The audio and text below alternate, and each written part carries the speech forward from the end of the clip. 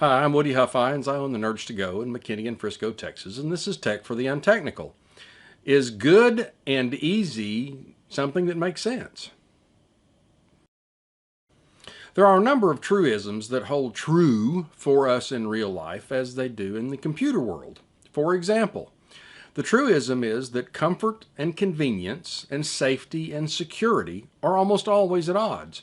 Things that are comfortable and fast or convenient are often not safe and secure. Think of it this way. The safe way to mow your grass is to put on hearing protection and eye protection and a long sleeve shirt and long pants and gloves and steel-toed boots and then go mow the grass. Probably pretty safe.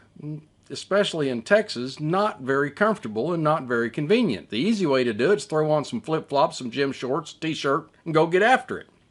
And the same thing's true of the computer stuff. Anytime you do something on the computer that's easy, it's probably not secure. Think of the old days. Used to, if you wanted to hook up a network printer to your wireless network, there was a whole bunch of stuff you needed to do. It didn't just get connected. You had to know what to do with the router, and you had to know what to do with the network, and you had to configure things and secure things and type in IP addresses and all this stuff to get a computer to hook up to a printer wirelessly, which wasn't very easy. But it was pretty secure because you had done all of the security settings yourself. But it took a great deal more knowledge.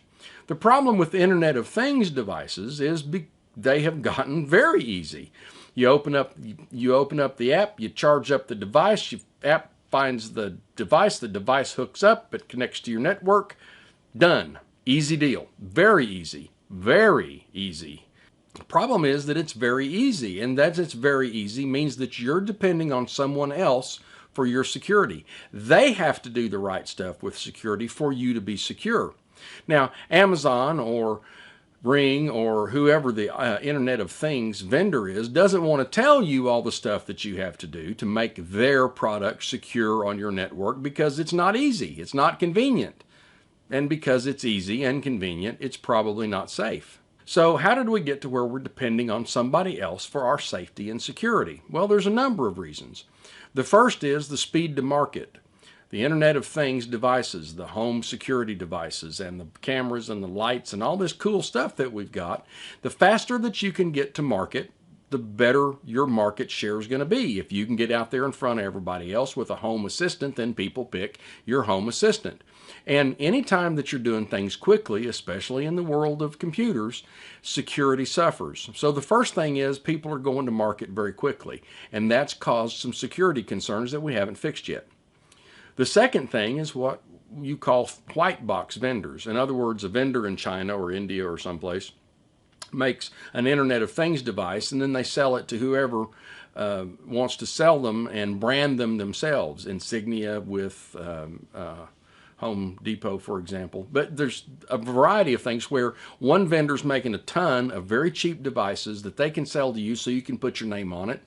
And as a retailer, you're all of a sudden in the Internet of Things business. And you didn't do any of the development. You didn't do any of the requirements. You didn't understand anything about the security, but you're able to sell it under your brand name and make money. Everybody's making money, and it's going fast. Fast and making money, not good for security. Next is that security, to be good security, has to be baked in from the beginning. And if it's baked in from the beginning, it's going to take longer to develop, and it's going to take more concern on the part of the people that are making it. And when you combine speed to market with the fact that you have to do the security things up front, now you end up with security as a secondary idea, security as an afterthought. And if security is an afterthought and the primary thought is to make it easy and make it convenient, then you got a double whammy. You haven't thought about it up front from a vendor's standpoint, and I got to make it easy for people to hook up to their network. Easy, not secure. And finally, from the standpoint of these white box vendors, they make them and they ship them out with the retailer's name on the device, but then you don't know who to go to get an update. If, for example, you say, Bob's Computer Services down the street is selling an Internet of Things device that they branded that somebody else made, who do you go to get it updated or to make sure the security updates are happening? You don't know. And the white box vendors are not in the business of making sure that people know that for two reasons. First of all, the retailer doesn't want a bunch of people to know that they didn't do the device themselves. They just wanted to stamp their name on that white box. And the white box vendor doesn't have any reason to go do it because they're really not at risk. Nobody's going to come back to them and go, hey, you built this really ugly security device that's causing a problem. They're going to go to Home Depot or to Best Buy or wherever they bought it. So the vendor that actually builds the device doesn't have a reason to do the security the right way. And that, combined with the speed to market and the fact that they want to make it convenient, often causes us security problems, especially in Internet of Things devices. So we've talked about these things. The first thing you need to do is change the default passwords so that there's not a default password on the device. That's step one. Step two, get rid of the things that it does or the features or the processes that you don't use. If it has a number of features and you don't use those features, you need to turn those features off. You need to be careful of the applications that you use, especially if they're third-party apps. And an example of that is the Amazon Echo Skills, where somebody else has written something for your Internet of Things device. So then you have to worry about, is the vendor secure? And then you have to worry about, is the retailer secure? And then you have to worry about, is the app secure?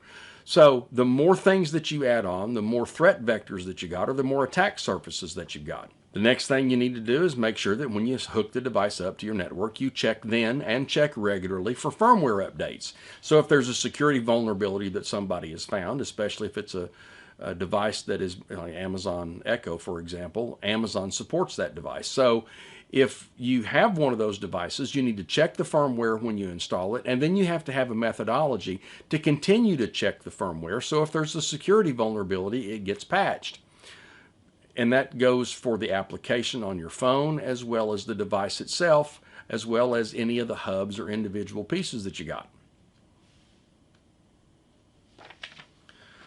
The last thing from an application standpoint is to review the permissions to make sure that, for example, if you have a camera and it's just a camera and the camera's taking pictures of your outdoor to see if somebody's crawling around in your backyard, does it really need to use your phone's contact list?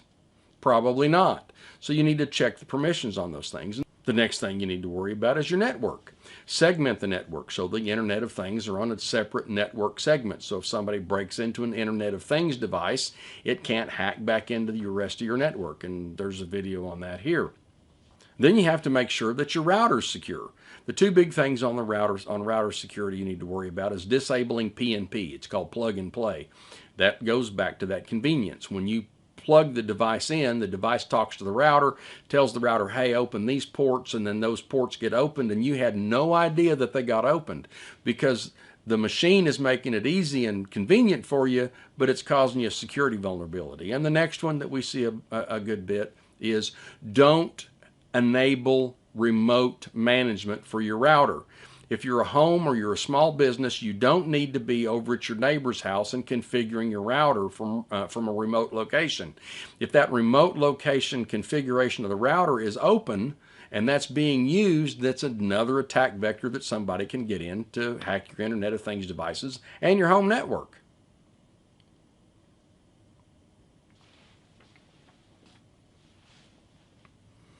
So at the end of the day, with these Internet of Things devices, there's a whole lot of things that kind of line up to make them insecure. And the one we talked about today is that if it's convenient and it's easy, it's probably not safe and secure. So if you decide to use these devices, you need to get smart on how to configure them and what to do with your network and how to make sure that although it's convenient to get them hooked up, they get hooked up securely. And if you got problems with that, give us a call and NerdsToGo can help you out. I'm Woody Huffines. I own the NerdsToGo in McKinney and Frisco, Texas, and this has been Tech for the Untechnical. If this information is helpful to you, hit the subscribe button below, mash the notification bell, hit the thumbs up, and when we put one of these out, you'll be notified. Thanks for joining us.